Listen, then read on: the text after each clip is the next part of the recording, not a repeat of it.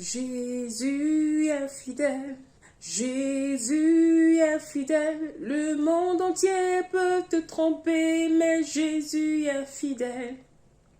Jésus est fidèle, Jésus est fidèle, le monde entier peut te tromper, mais Jésus est fidèle. Ton papa peut te décevoir, ton pasteur peut te décevoir, le monde entier peut te tromper, mais Jésus est fidèle. Bien-aimés dans le Seigneur, bonjour, bonsoir, bon après-midi. Tout dépend de l'heure à laquelle vous allez écouter ou suivre la vidéo. Je veux avant tout rendre de gloire à l'Éternel Dieu Tout-Puissant pour ce privilège qui me donne encore une fois de plus de venir partager avec vous ce message, ce mot d'encouragement, d'exhortation dans la vie de sanctification en tant que chrétien. Bien-aimé dans le Seigneur, ne laisse personne te décevoir. Entrer dans le royaume des cieux, ce n'est pas de la blague. Tu dois être prête. Je vais insister sur un seul point.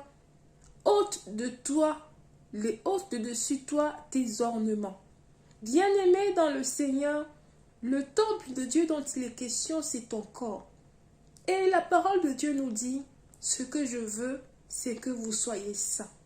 Cette sanctification, oui, nous avons besoin de la grâce de Dieu. Ça couvre plusieurs aspects, mais je vais insister sur un seul point, les ornements.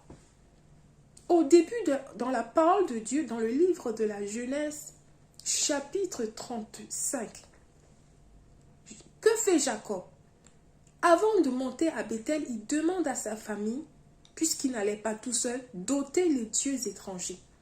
Et plus loin, la parole de Dieu nous donne de savoir que ces dieux étrangers, c'est des anneaux qui étaient à leurs oreilles, c'est aussi bien d'autres choses.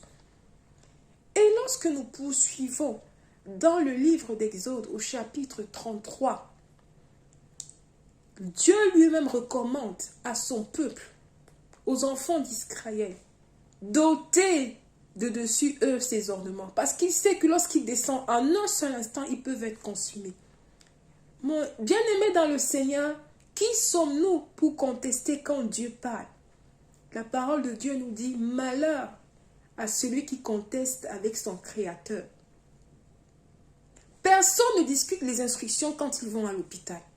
Pour faire une IRM cérébrale, il est dit, ne vous maquillez pas.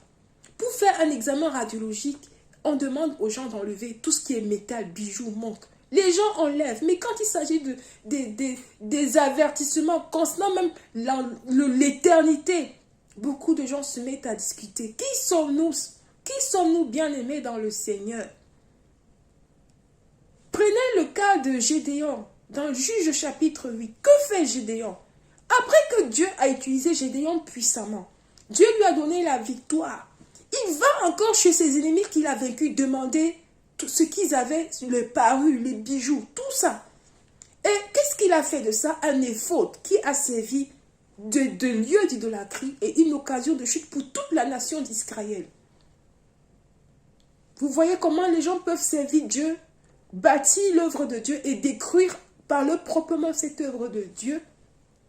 Bien-aimés dans le Seigneur, faisons attention. La fin d'une chose vaut mieux que son commencement. Ça, c'est sûr.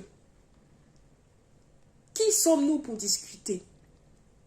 Dans 1 Timothée chapitre 2, verset 9, sur l'apparence des femmes, l'Éternel Dieu nous interpelle que nous ne devons pas nous vêtir de tout cela. Quelle est l'origine de ces bijoux? Les premiers chrétiens ne portaient pas ça. C'était des pratiques païennes, ça vient des coutumes païennes. C'est lié aux traditions des hommes. Ça n'a rien à voir avec la parole de Dieu. Ça a un lien très fort avec l'idolâtrie. Et c'est une source d'attraction pour des esprits mauvais. Beaucoup de gens ne le savent pas. Vous voyez des gens qui ont des bracelets, des trucs partout sur le corps. C'est un poids que les gens se mettent sur eux.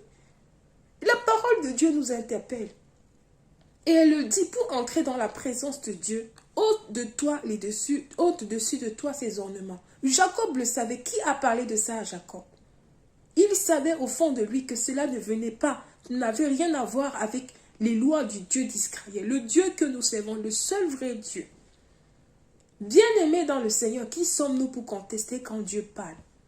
Voilà en quelques mots. Par la suite, Dieu permettra, c'est des thèmes qui vont peut-être être plus expliqués de long en large.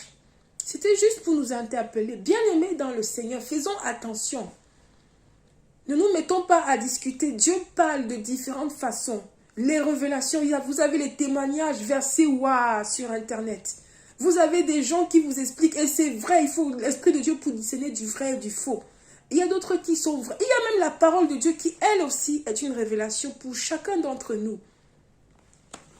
Bien-aimé dans le Seigneur, si tu ne comprends pas quelque chose, prends le temps de demander à Dieu. Ne te mets pas à discuter.